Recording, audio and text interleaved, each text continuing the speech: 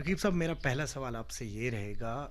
Lok Sabha elections आने वाले हैं, कई सारी ऐसी पॉलिटिकल पार्टियां हैं जो न्यूली फ्लोटेड हैं, उन्होंने अपने कैंडिडेट्स का नाम घोषित किया है। आप अपने कैंडिडेट्स का नाम घोषित करेंगे?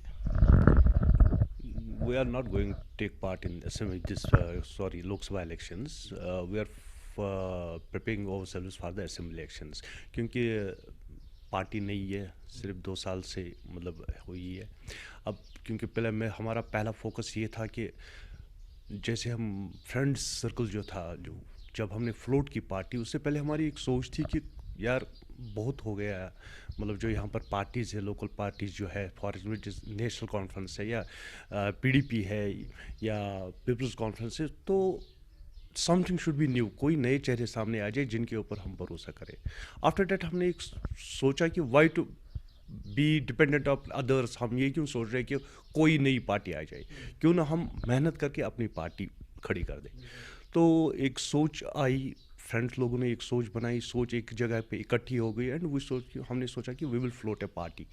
तो उसके बाद हमारे पास सेकंड क्वेश्चन ये आया कि हम सेल्फ स्टाइल्ड लीडर्स नहीं बनना चाहते थे। जैसे आप देख रहे हो कि जम्मू कश्मीर में इस टाइम बहुत सारी पार्टीज़ हैं, पार्टी का नाम तो है लेकिन रजिस्ट्रेशन कहीं से कहीं तक नहीं है, they are self styled leaders. तो हम ऐसा नहीं बनना चाहते थे, हम जम्मू कश्मीर के लोगों को किसी भी एंगल से धोखा नहीं देना चाहते थे, क्योंकि हमारी सोच थी टू डू समथिंग न्यू। तो सबसे पहला हमारा काम था कि पार्टी को रजिस्टर करें। After that by the grace of God, अगर हम इस टाइम अपनी पार्टी को देखें, we have got the registration from Election Commission of India. After that Chenab valley हमने कवर की है, जम्मू रीजन हमने कवर किया हुआ है, कश्मीर में पूरी तरह से पार्टी फ्लोट हो चुकी है। But to get prepare for this Lok Sabha elections time बहुत कम था। But in upcoming assembly elections हम 90 के 90 सीट्स पे कंटेस्ट करेंगे। ये बताएं, अगर हम इस टाइम पॉलिटिकल सिनारियो की बात करें, आप देखें कश्मीर में कई सारी तब्दीली आ रही हैं। अभी अभी हमने सुना कि जो मियां अल्ताफ़ है वो गादरबल से लड़ रहे थे, जो साउथ की सीट से, वो कुछ कारण दे रहे हैं अभी, शायद ना लड़े इलेक्शंस।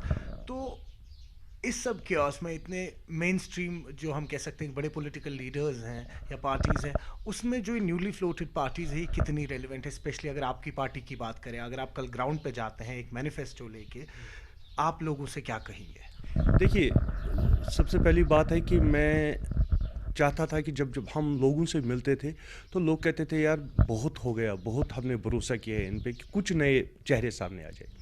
तो हमारी जो पार्टी है ये फ्लोट इसलिए हुई है कि हम नए चेहरों को जगह देना चाहते हैं जिनका कोई पॉलिटिकल बैकग्राउंड ना हो, और सेकंडली वो वाइट कॉलर्ड पर्सन हो।